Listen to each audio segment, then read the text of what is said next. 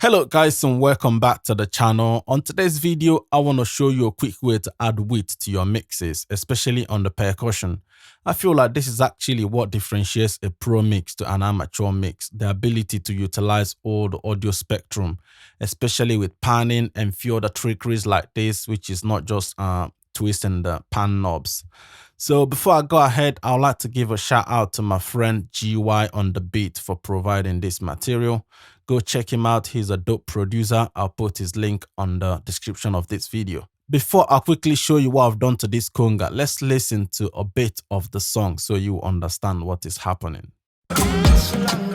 See the pen them say I no give up. Say I hustle till I reach the top. Be a day away. And the boy you get it great.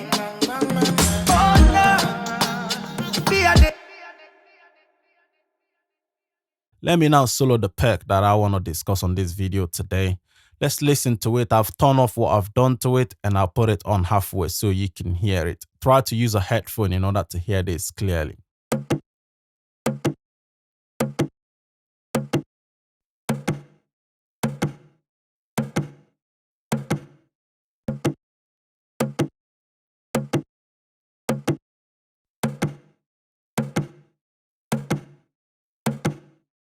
So as you notice, I also added a reverb to add a sense of space and depth to the sound.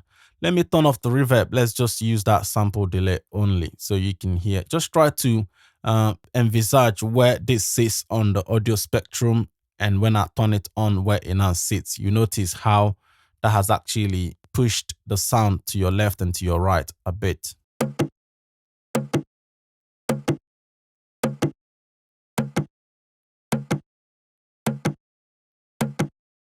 So as you can see, this feel like I've actually pushed it maybe 40 or 50% to left and right. Let me show you guys what I've done. This is a sample delay. So delaying one side of the audio will actually make it feel wider.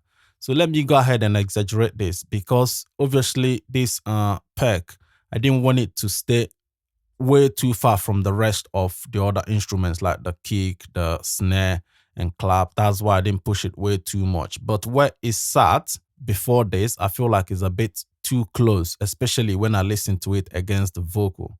So let me try to actually exaggerate this so you can see what's happening.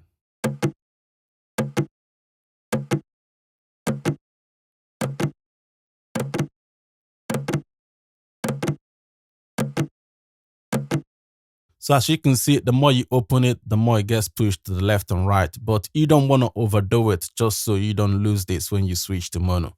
Because I always check in mono when I do this. But I feel like that 1.5 to 1.2 was the perfect spot for it. So I was going to leave it at 1.5, but I thought let me tuck it a bit more in. So I left it at 1.2. So with the reverb, it's now adding sense of depth to it because after this, you notice that I still feel a bit dry.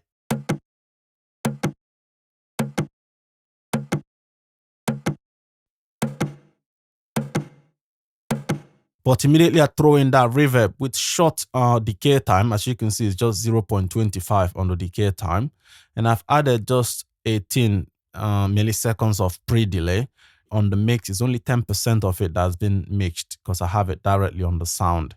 And I'm using ambience, which is not quite a big sound. It's just a small sound because I could have used hall, plate, or the room, which will sound a bit bigger. But I don't want it to be big. I want it to be just small to sort of clothe this sound and sit it into this mix.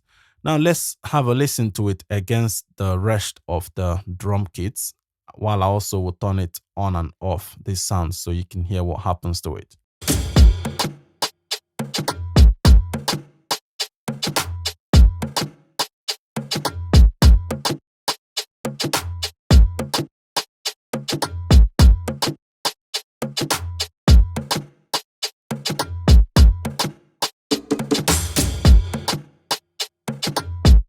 As you will appreciate, this is actually what makes this drum kit feel a bit wider compared to how it was when I turned it off.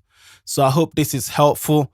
Don't forget to like and subscribe to the channel, and hopefully on the next video I'll show you guys what I've done to the kick, and maybe on the future videos we might get to the vocal as well. Thanks for watching and see you guys in the next video. Bye now. Be a day away. And the boy get it great.